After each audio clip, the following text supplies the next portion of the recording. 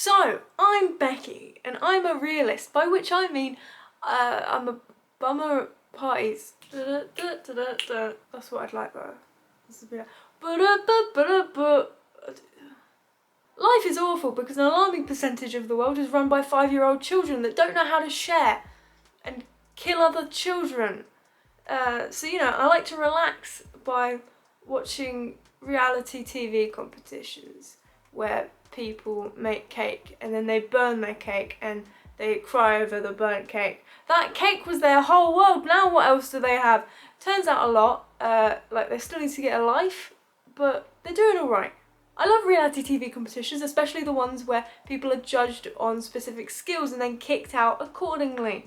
You know, what Darwin was really referring to when he said survival of the fittest. I also think I just like judging people on things I can't do myself. You know, it's my version of football. I also like to overanalyze people's psychology, and the contestants on reality TV are the headphone wires of humans. There's a lot to unpick. Reality TV has also taught me that I will only remember someone's name if I really, really love them or I really, really hate them. Which is why I remember all the names of the Teletubbies. Lala can fuck off. I also love the cliches. I'm doing this for my family to prove that it's never too late to follow your dreams. Where's Mummy? Well, Mummy's just off following her dreams, dear. Why am I not a part of her dreams?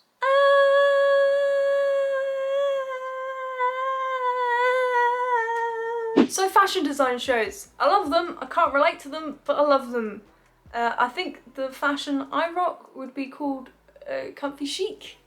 Or as my mum would call it, pyjamas. But yeah, I love fashion shows. I think partly because it's like, wow, this is what clothes look like if they're not made by starving children. Amazing! I've been watching Making the Cut recently and it's made by Amazon and a great example of how much money Amazon saves by not paying taxes.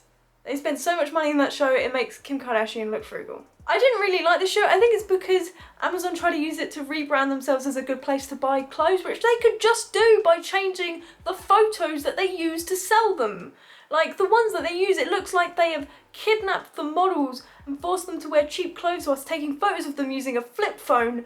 Always remembering to crop out their faces so you don't see the tears in their eyes. Maybe that's why it's called Making the Cut. When life gets too much, I like to watch the TV show equivalent of Valium, you know, like Great British Bake Off or Sewing Bee or Flower Fight. They're great shows for making you feel like everyone is nice to each other and the world isn't on fire. You know, it's almost like other TV shows are specifically casted and edited to cause drama and take advantage of mentally ill people, which why would they do that? That would be weird. Only thing that is artificial or fake about me. And totally not entertaining at all. Sometimes it does mean that these shows are a little boring, which I know is a trigger word for my generation, but sometimes boring is good, you know. Sometimes boring is someone who makes you dinner, who watches TV with you, who refuses to have sex with other people. You know, everyone's just happy to be there, and that's nice. That's nice. It feels like a weekly activities club run by the nicest grandmas and grandpas in town. Except one of them dies every week. It's time to talk about the true royalty of reality TV, drag queens and kings, but we'll get to that. Drag is like my religion, and RuPaul is my Archbishop of Canterbury. I don't agree with all of his views, but I respect what he's done for the church. I love RuPaul's Drag Race. You know, it's literally about entertainers, so of course it's entertaining. It's just these entertainers also have to be good at makeup and fashion and anal jokes. And if that is not enough for you, then go buy yourself a burial plot because you are dead inside. Every episode also ends with a lip sync battle, which is like a death match, but the only thing dying are people's genitals when they smash them into the ground. So that's fun. RuPaul's Drag Race is great and it's done a lot for drag, but it is a very specific type of drag, which is where Dragula comes in.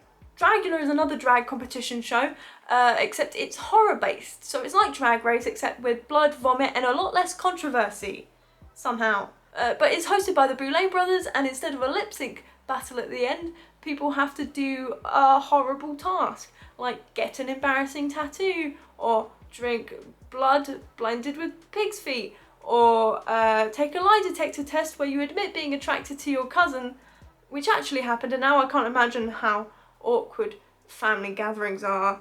You find out who's been kicked out every episode with a horror movie death scene.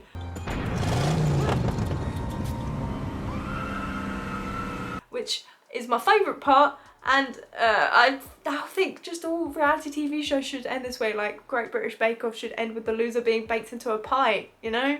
I think that would make it better. I recommend starting with season 3 because that's when they get actual production value, and you won't want to miss out on the sound of people gagging. There's a lot of it. So yeah, those are all the reality TV shows that I wanted to talk to you about. I think I proved that reality TV is trash, but so am I. So I relate, you know? Bye! It's never too late to follow your dreams. It's never too late to follow your dreams. It's never too late to follow your dreams. Berries and cream, berries and cream.